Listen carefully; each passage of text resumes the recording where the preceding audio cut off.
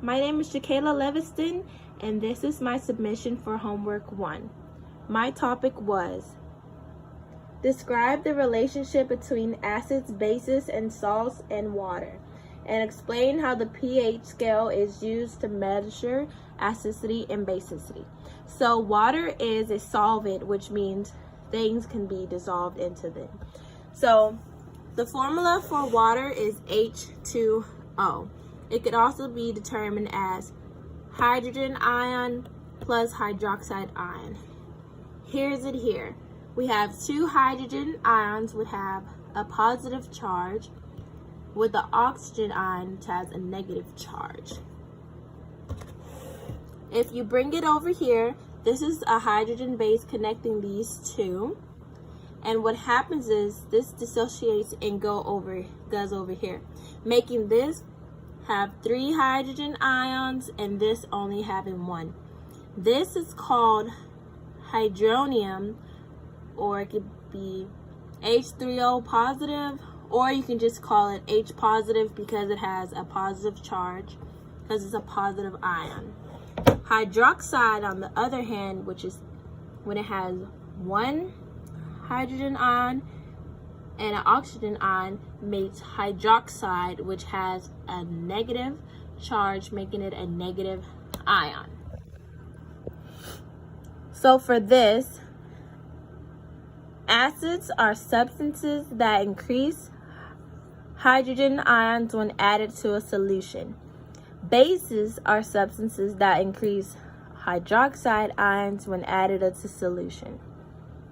Here, to determine weak and strong acids, the more hydrogen ions it has, the stronger it is, the less ions, the weak.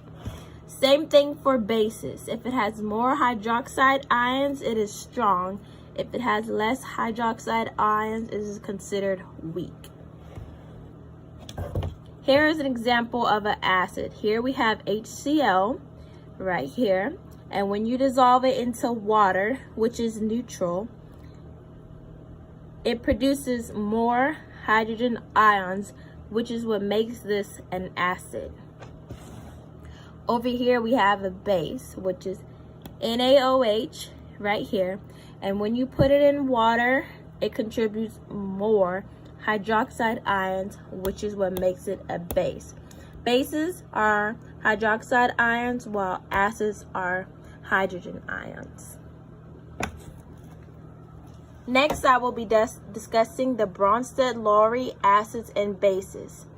This theory basically is acids are hydrogen donors while bases are hydrogen acceptors. So as we can see here in this first formula, this is an acid and this is the base. The acid is going to donate this hydrogen to here, making this base go from HCO3 negative to H2CO3 negative, and it doesn't have the H here because it lost it. Same thing for this one. Here's the acid, H2CO3 plus OH negative, which is the base. This acid is going to donate this hydrogen over here. So on this side, it goes from OH negative to HOH. And this loses the 2. It becomes HCO3 because it donates the base. Next, for the pH scale. The pH scale can range from 0 to 14, with 0 being extremely acidic, meaning it has more H ions. So this could be seen as a strong acid because it has a lot of hydrogen ions. 7 is neutral because the hydrogen ions are equal to the hydroxide ions. 14 is extremely basic because it has more hydroxide ions, meaning that this could be a strong base to weak base, and this is strong acid to weak acid until it equals equilibrium, where the hydrogen and hydroxide ions are the same in the solution. So here, I would see a cation and an anion. Cations have a positive charge because there are more protons than electrons.